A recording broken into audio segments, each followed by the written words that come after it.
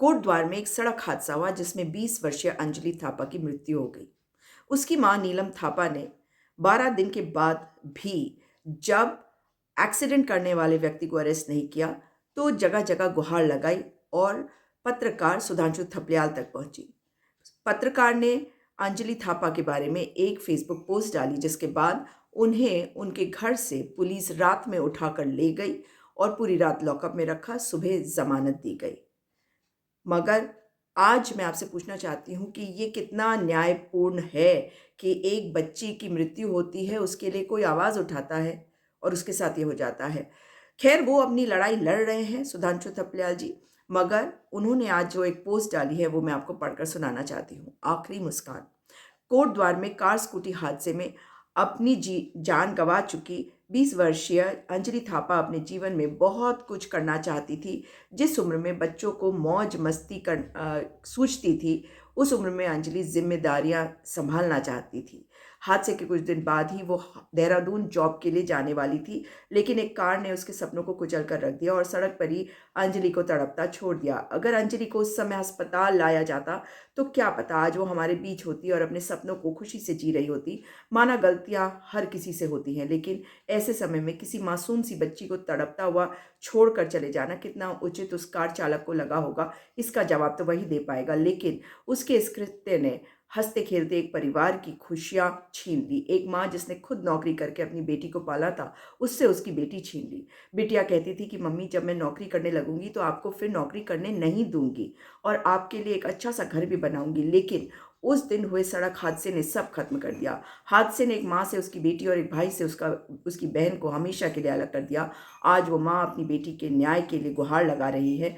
अपनी बेटी को याद कर दिन भर अपने आंसू बहा रही है, लेकिन उसके आंसुओं को पूछने वाला आज कोई नहीं। एक माँ के लिए उसकी बेटी की कितनी अहमियत होती है, ये एक माँ ही समझ सकती है। लेकिन आज उस माँ का दर्द सुनने वाला कोई नहीं।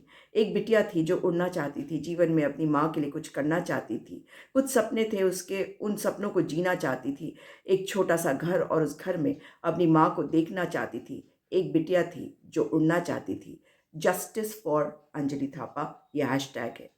साथ ही जिन लोगों ने वहाँ कमेंट किए हैं, अगर आप उन कमेंट्स को पढ़ेंगे तो आपको समझ में आएगा कि उनकी माँ का दर्द क्या है।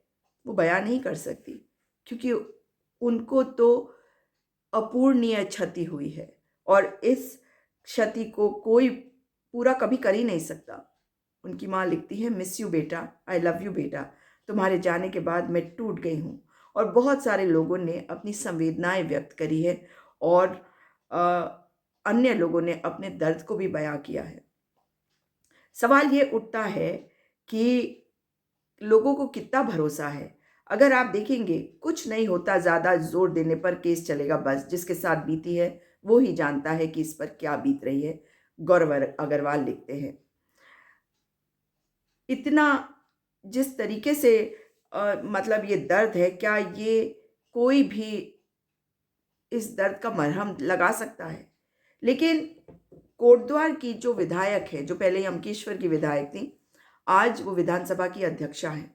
मैं तो केवल उनसे यही कहूँगी कि इस माँ को कम से कम कुछ आर्थिक मदद करी जानी चाहिए, क्योंकि उसके बुढ़ापे का सहारा चला गया। और आपको ये बताना चाहिए ऋतु खंडूरी जी, कि आपके विधानसभा में एक पत्रकार को मात्र इसलिए उठा लिया गया क्योंकि उसने आवाज उठाई इस बेटी के लिए। एफआईआर में यही लिखा। दूसरा एफआईआर कोई हो जाए जिसमें उनके ऊपर कोई और आरोप लग जाए तो वो अलग बात है, लेकिन इस एफआईआर में साफ लिखा है कि उन्होंने फेसबुक पोस्ट डाला। तो पुलिस वालों ने 12 दिन तक क्यों नहीं की थी अरेस्टिंग? उसके बाद कैसे हुई अरेस्टिंग? इस पोस्ट के आने के बाद कैसे हुई अरेस्टिंग? सवाल ये है। हाँ, ये लड़ाइयाँ हैं जो हमें लड़नी होंगी, जो अपने लोगों के लिए लड़नी होगी, आपको भी लड़नी होगी। अंजलि थापा के लिए, इस बच्ची के लिए, ये भी हमारी बच्ची है, हमारे उत्तराखंड की बेटी थी, आज नहीं है। उसके परिवार को अकेला नहीं छोड़ना है। इस वीडियो को शेयर करिएगा ताकि अधिक से अधिक लोगों तक आवाज़ पहुंच सके। अंजलि थापा की जो अब नहीं है, उसकी माँ की जो न्याय की गुहार लगा रही है, सुधांशु थपलियाल की, जिस पत्रकार ने इस बेटी के लिए आवाज़ उठाई, और आज उत्पीड़न सह भी रहे हैं। न्याय के लिए आइए हर उत्तराखंडी साथ आए, हर भारतवासी साथ आए। #Justice for Anjali Thapa.